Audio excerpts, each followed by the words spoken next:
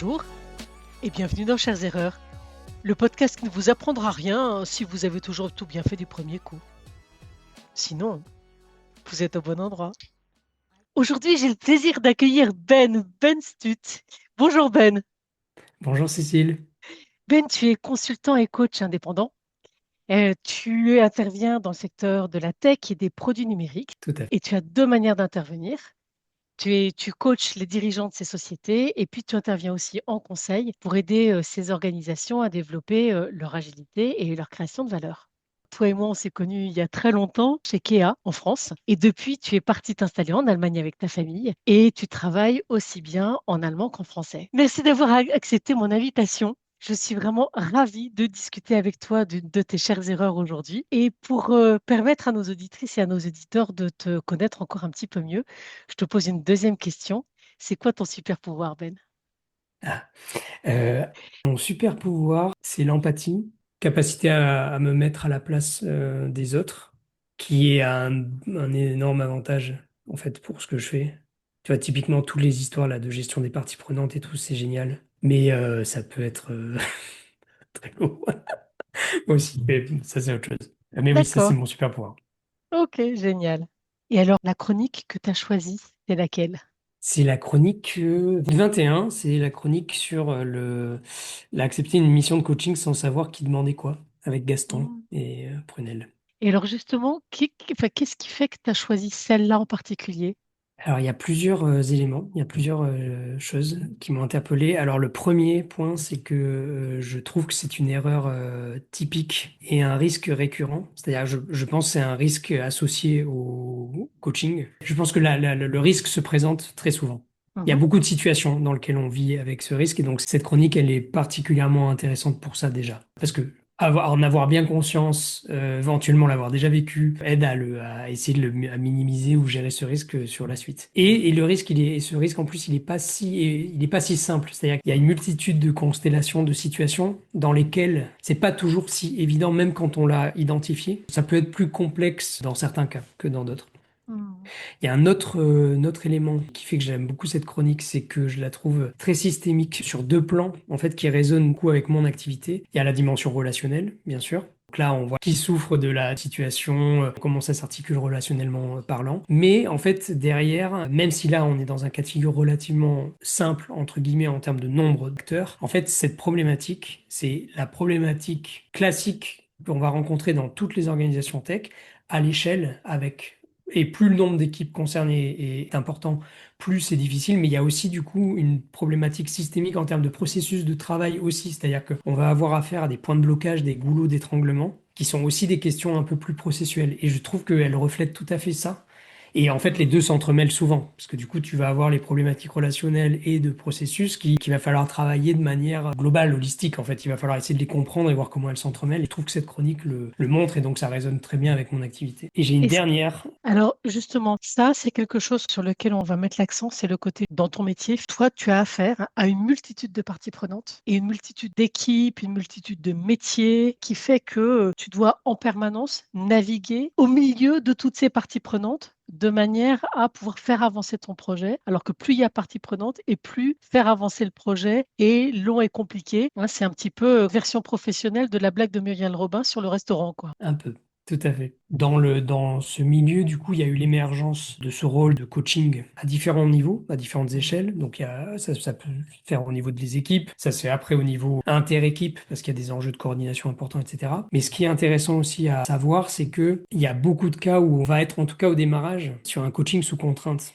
de base, c'est-à-dire qu'en fait, les équipes, selon le niveau de maturité des organisations, quand les organisations sont matures dedans, les équipes qui l'ont déjà vécu et bien vécu vont être demandeuses de l'avoir. Mais quand ça démarre, ou pire, quand ce sont des entreprises où il y a eu des mauvaises expériences précédentes, c'est pas toujours bienvenu. Et donc, on se retrouve très souvent en tant que coach agile ou Scrum Master à arriver et à coacher une équipe parce que l'organisation le souhaite, mais pas parce que cette équipe l'a demandé. Et donc c'est aussi pour moi, cette chronique, elle est intéressante aussi parce qu'en fait c'est une situation très très courante dans ce milieu-là. Cette erreur, elle est vraiment hyper importante à comprendre parce que ça va déterminer toute la réussite de la suite. Est-ce que tu serais d'accord pour que je rappelle en quelques mots ce que raconte cette chronique pour les personnes qui ne l'ont pas lue?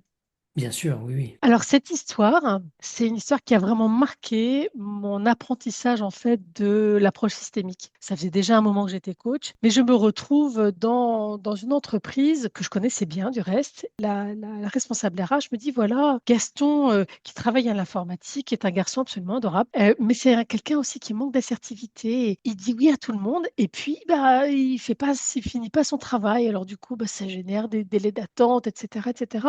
C'est un peu problématique. Il faudrait que Gaston apprenne à dire non. Est-ce que vous êtes d'accord pour le coacher là-dessus?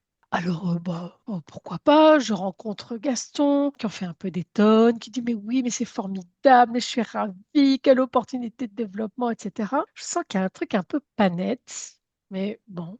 Et puis, voilà, on commence le coaching, et là encore, Gaston se fait flagorneur, ultra docile, machin, etc. Et puis, je vois bien que de séance en séance, il fait pas le boulot qu'il s'engage à faire.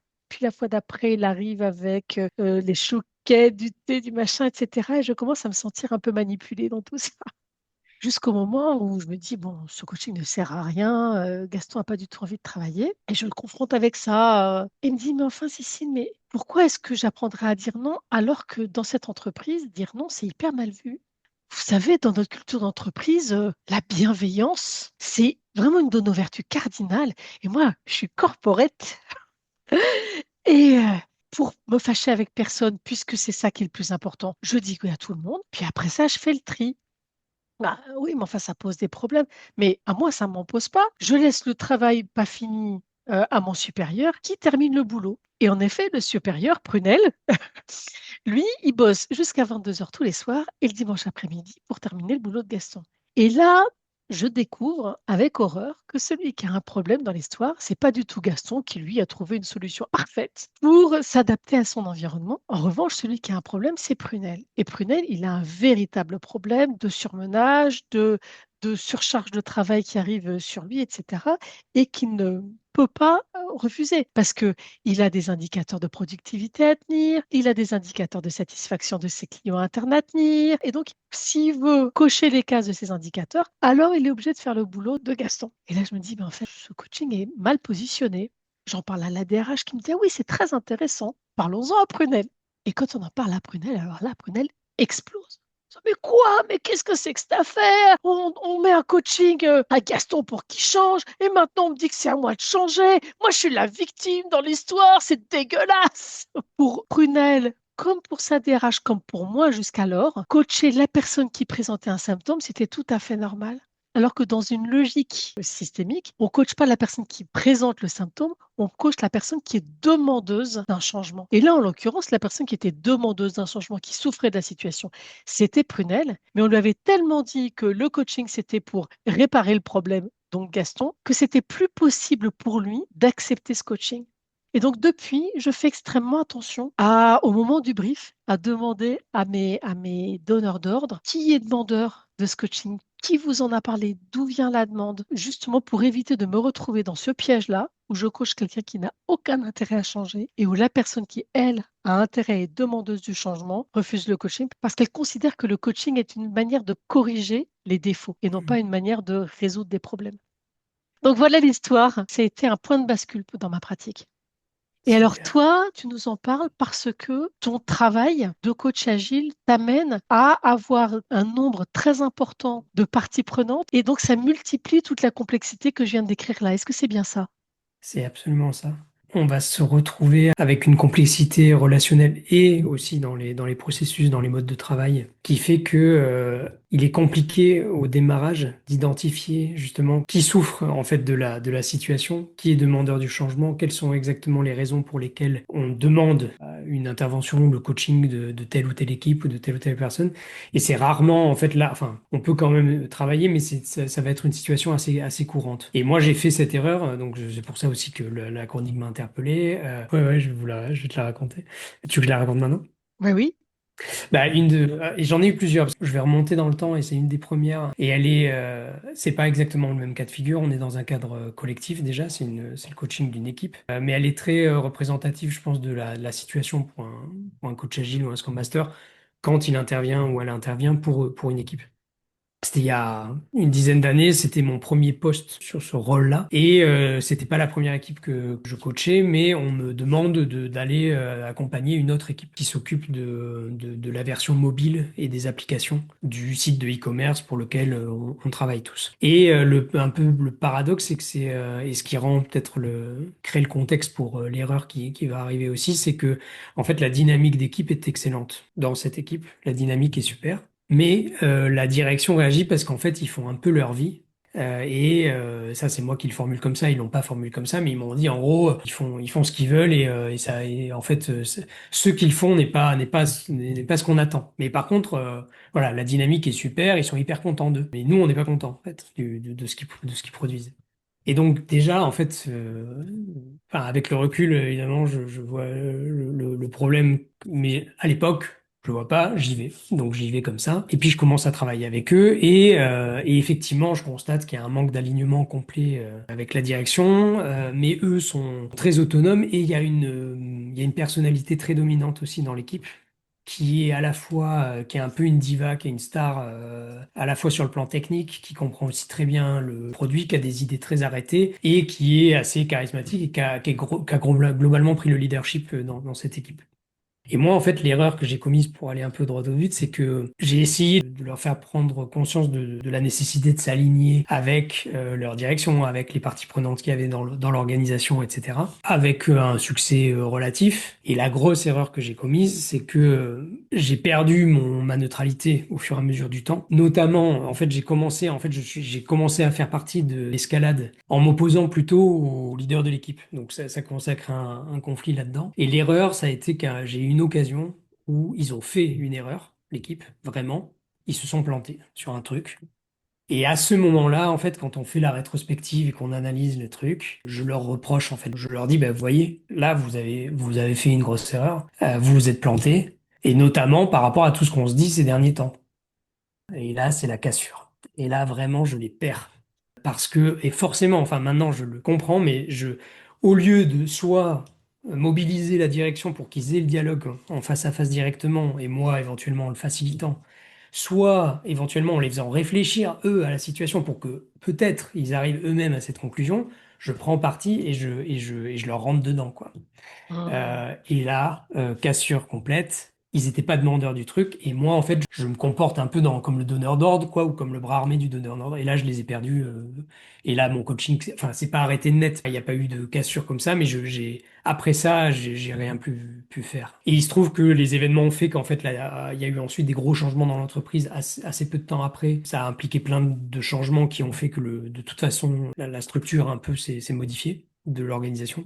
Mais si ça n'avait pas été le cas, moi sans doute j'aurais dû arrêter au bout d'un moment de faire parce que la cassure était là, quoi. Donc hum. grosse erreur qui m'a beaucoup appris parce que ouais, elle a été très nette celle-là. Ouais. Ce à quoi tu remontes quand tu racontes cette histoire-là, c'est que tu tires plein de fils que moi, j'ai pas tiré dans mon histoire et ça, c'est génial. Et il y a un premier fil qui est quand tu travailles avec quelqu'un qui n'est pas demandeur, Mhm. tu ne peux absolument pas confronter avec le point de vue de quelqu'un d'autre. Non, Et là, il y a vraiment quelque chose qui ne s'est pas fait, qui est de créer la demande auprès de cette équipe-là. Et tu es arrivé finalement dans cette équipe-là avec la demande de la direction. Est-ce que j'ai bien compris? tout à fait.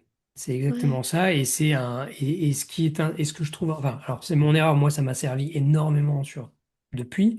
Mais ça m'a servi aussi quand j'ai managé ou accompagné ou coaché ou mentoré d'autres coachs parce que c'est très souvent que dans ce secteur-là, on va être amené à coacher une équipe sans qu'elle ait formulé la demande elle-même. Donc en fait, pour moi, c'est mon mode de travail quand j'interviens pour une équipe de développement, hein, mais c'est le mode par défaut, on va dire. Et c'est ça que je trouve très intéressant, c'est que cette erreur-là, elle a été fondatrice aussi pour ça parce que j'ai compris que de toute façon, en fait, avec toutes les équipes, il fallait que je parte du principe que c'était le cas.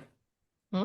Et après, on peut avoir des bonnes surprises où il se trouve qu'il y a des équipes qui ont plus envie que d'autres, pour différentes raisons, et ben tant mieux, c'est du bonus. Mais dans ce sens, on fait jamais l'erreur. Si je pars du principe que je dois quand même créer, enfin c'est pas le bon mot, mais qu'on doit s'aligner sur une envie de changement, on va dire, au démarrage. Ouais. Même quand les gens étaient demandeurs, ça crée pas de problème. Par contre, ne pas le faire, Et quand les gens sont pas demandeurs, bah, c'est la garantie de l'échec, pour le dire Ouais. simplement. Ouais, c'est une leçon que j'ai apprise dans la douleur et c'est une leçon que beaucoup de coachs que je supervise ont apprise dans la douleur aussi, hein. Hmm. Et par ailleurs, je pense que cette posture dont tu as éprouvé les limites face à cette équipe-là, c'est très souvent la posture de la direction Et oui. euh, ou des ressources humaines et qui considèrent que investir pour permettre à ces équipes ou ces individus de progresser, c'est déjà un super cadeau qu'on leur fait parce que ça coûte très cher. La direction se sent souvent légitime pour corriger des défauts ou pour faire des reproches. Mais si, faut quand même être un petit peu clair, c'est que si elles le sous-traitent, c'est parce qu'elles voient bien que quand elles le font, ça marche pas. Oui, alors là aussi, c'est un fil sur lequel on pourrait, parce qu'il y a plein de raisons. Et j'ai eu un cas un peu emblématique, un peu inverse, parce qu'après, il y a eu plein de nuances au milieu, il y a plein Mhm. d'autres expériences. Mais pour moi, en fait, c'est des rôles complémentaires, mais il faut faire le bon mouvement au bon moment. Et en l'occurrence, j'ai eu un cas emblématique, mais en fait, parce que du coup, ça m'a servi pour tous les autres coachings. Mais une fois, j'ai eu un cas où vraiment c'était flagrant, un peu le même genre, et j'ai pu le gérer super bien en alignement, du coup, avec le donneur d'ordre, avec les différentes personnes, les différentes parties prenantes. Mais ce qui était super, c'est que j'ai commencé par une phase d'écoute pour recueillir leur point de vue et j'ai constaté qu'en fait, il y avait un écart énorme entre ce que, en l'occurrence, le manager qui voulait que j'intervienne voyait et voulait les raisons du changement et qu'était la perception de l'équipe. Et là où ça a été bien, c'est que j'ai eu la possibilité de lui en reparler et de lui dire, bah, voilà la situation. Et voilà ce que je te propose, c'est qu'en fait, on va créer les raisons du changement parce que tu sembles avoir des vraies bonnes raisons, en l'occurrence. Lui, il était très clair, en fait. Mais je lui ai juste dit, ce qui est intéressant, c'est que toi, tu es très clair, mais eux, ils ne le savent pas. Ils n'ont pas les informations dont tu disposes. Et donc, je lui ai dit, viens, on fait un atelier, mais tu vas venir, et tu vas venir, mais juste la première heure. Donc, en plus, c'était assez économe en temps quand même. C'était, tu viens, pendant une demi-heure, tu leur présentes, en fait, les raisons pour lesquelles tu voudrais qu'ils changent et pourquoi tu penses que ça pourrait les aider d'être accompagnés. On fait une demi-heure de questions-réponses sur ça, et après, tu t'en vas et tu leur dis, la manière dont vous voulez le gérer, c'est pour ça que je vous propose les services d'un coach, c'est parce qu'il va vous aider à travailler sur ça. Et ça, c'est pas moi qui vais le faire, c'est vous le faites entre vous avec lui. Et en fait, ça a tout changé parce qu'il est arrivé, il a expliqué.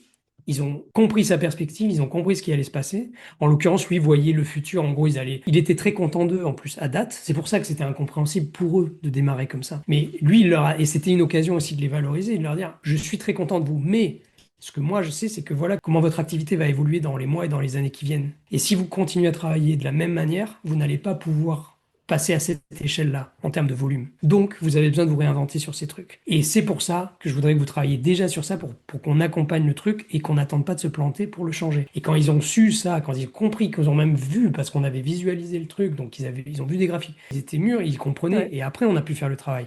Et c'était assez économe, et c'est un peu la version inverse. C'est pas toujours aussi beau ou aussi comme ça, mais là, c'était un peu l'exemple, le contre-exemple, mais ça nécessite une intervention managériale parce que ça ne peut pas être fait par le coach. Mais à l'inverse, ce qui est intéressant, c'est que le travail après de coaching qui a été fait, je ne veux pas dire que ça peut pas être fait par le manager parce que ça dépend de plein de cas de figure, de plein de constellations, etc. Mais là, en l'occurrence, c'était le cas. Il avait ni le temps, ni la patience, ni les méthodes, ni tout ce qu'il fallait pour le faire. Et donc, c'était un bon cocktail très complémentaire. Et ça, c'est génial. Mais en fait, cette complémentarité, c'est pas quelque chose qu'on peut sous-traiter intégralement sans avoir rien à y faire, je pense, dans la plupart des cas.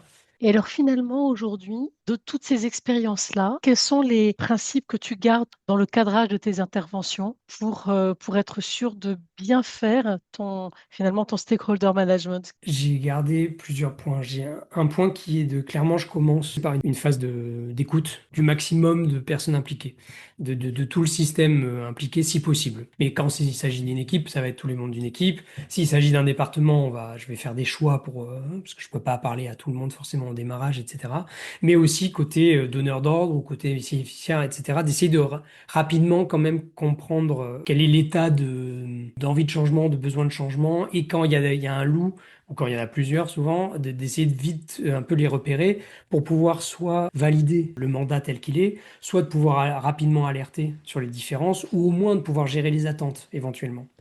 De pouvoir dire, OK, j'accepte le mandat, mais voilà la situation telle qu'elle est. Le point suivant pour moi, c'est clairement le mandat. Enfin, je veux m'assurer que le mandat soit clair pour tout le monde. Il faut qu'on sache, il faut que le donneur d'ordre sache ce qu'il demande et ce que moi j'accepte.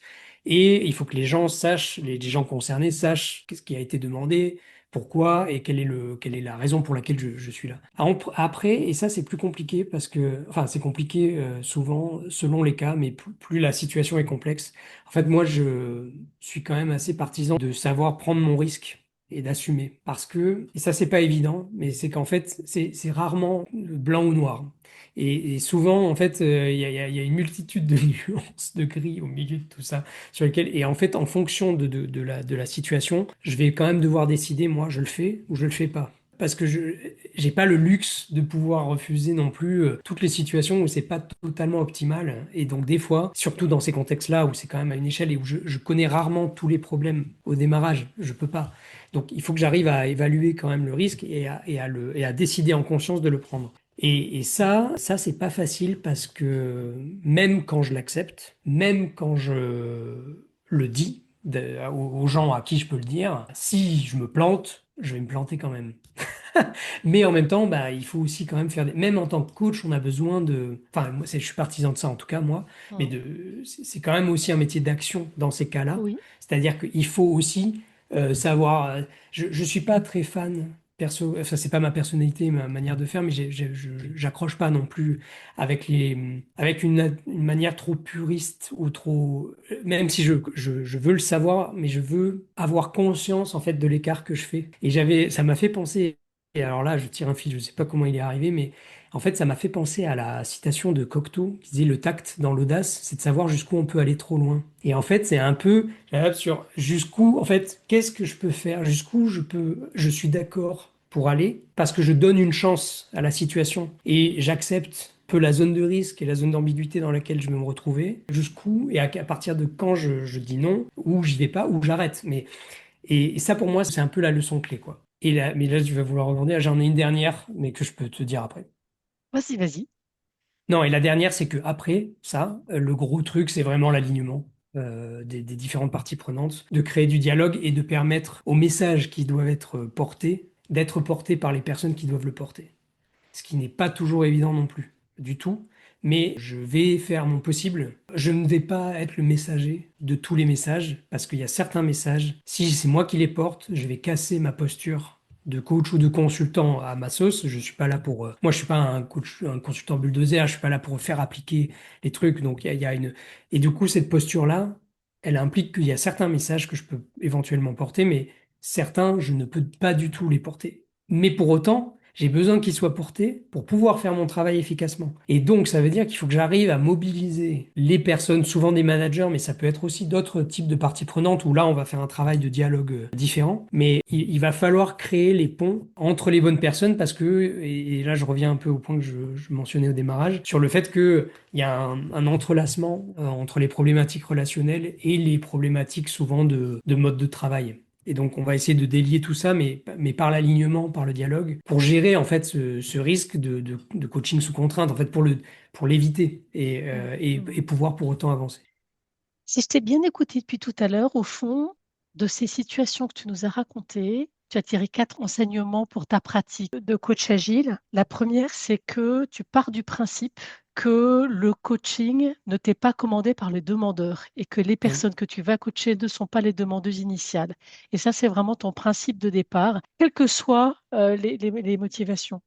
Ton deuxième principe, c'est que tu passes du temps à faire expliciter les attentes ou leurs attentes à toutes les parties prenantes que tu peux identifier. Tu sais que cette explicitation, elle ne sera pas parfaite, qu'elle ne sera pas complète, mais tu prends du temps pour faire expliciter à chaque partie prenante en quoi elle a besoin de changement et quelle énergie elle est prête à y mettre. Le et sur ça, troisième juste un point, point, pardon, c'est que ça, avec un challenge de temps, parce que je suis sous temps limité quand même au démarrage, parce qu'il y a une attente vis-à-vis de moi, souvent, et donc il faut que j'arrive à faire ça rapidement. Donc, d'où l'importance d'aller à l'essentiel quand même, parce que j'ai pas tout le temps du monde pour faire non plus cette explicitation parfaite, quoi. exactement. Et c'est ça que je comprends finalement dans ton troisième point, qui est toi, tu évalues la compatibilité des attentes respectives et en tout Mhm. cas leur probabilité de convergence à terme. Hein. Oui, C'est est-ce que si j'interviens, alors les attentes des uns et des autres sont susceptibles de converger? Et ça, au fond, avec une information que tu as récupérée de manière rapide et incomplète, il y a une partie de risque que tu prends toi oui, pour finalement finaliser ton mandat. tout à fait. Et dernier point que je trouve aussi super important et qui, je trouve, est une magnifique leçon de tout ça, c'est bien faire attention à rester dans ton rôle et à faire porter Mhm. les messages aux bonnes personnes Yes, voilà, dans des systèmes qui sont très complexes. tout à fait. C'est parfaitement résumé. Merci infiniment, Ben, parce que je trouve que tu as su tirer des fils qui sont très subtils et qui sont très profonds à partir d'une extrapolation d'une histoire que j'avais racontée et dont j'avais pas tiré tous ces fils-là. Et j'aurais pas pu espérer mieux d'une discussion comme celle-là, parce que finalement, tu as rajouté, toi, toute une couche d'expérience sensible à cette histoire-là et j'ai appris plein de choses en discutant avec toi. Bah, tant mieux, je suis très content. C'est ma manière à moi de te remercier pour l'écriture de ce livre que j'ai vraiment adoré. Toutes les chroniques. Je pourrais faire l'exercice sur, je pense, toutes les chroniques, ce serait possible. Pas forcément souhaitable pour personne, mais je veux dire, elles m'ont toutes beaucoup intéressé, beaucoup inspiré. C'était pas facile de Merci, Ben. choisir une, d'ailleurs.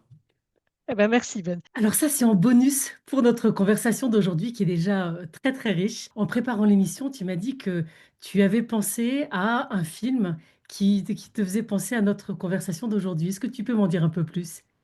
Absolument, c'est le film Tanguy d'Étienne Châtillez et j'y ai pensé même si le contexte est totalement différent, on est dans un contexte familial, c'est pas la même chose, mais dans ce film en fait on voit Tanguy que tout le monde essaye de faire changer, qui énerve plein de personnes et en fait Tanguy c'est peut-être le seul qui est heureux de la situation dans ce film et qui veut pas changer et ça m'a fait totalement penser à ton Gaston et à la situation de la chronique. Je crois qu'on regardera tous ce film avec des yeux différents. Et effectivement, tu me parlais aussi de l'air content de lui. Oui. Le Parce bon que acteur dans le film. en lisant ta chronique, je vois maintenant son visage à cet acteur dont j'ai oublié le nom, mais qui est formidable dans ce rôle. Et vraiment ce côté, voilà, le sourire, le fait d'être content de son confort, de la situation qui est assez parfaite finalement pour lui, alors que tout le monde autour est fou de rage. Et je vois très bien Gaston ressembler à ça dans ta chronique. Je suis sûr qu'il ne ressemblait pas à ça, mais dans ma tête, ce sera son image. En y repensant, il y avait un petit air. Merci pour ce cadeau bonus. Tu nous as fait un très très beau cadeau avec cette conversation aujourd'hui. Un très très grand merci, Ben. À bientôt. Merci à toi. Merci de nous avoir écoutés. Si vous avez envie de partager une erreur, pro ou perso, qui vous a transformé, ou si vous connaissez quelqu'un qui aurait une histoire à partager, écrivez-moi. Tous les profils sont bienvenus, sauf les gens parfaits, évidemment.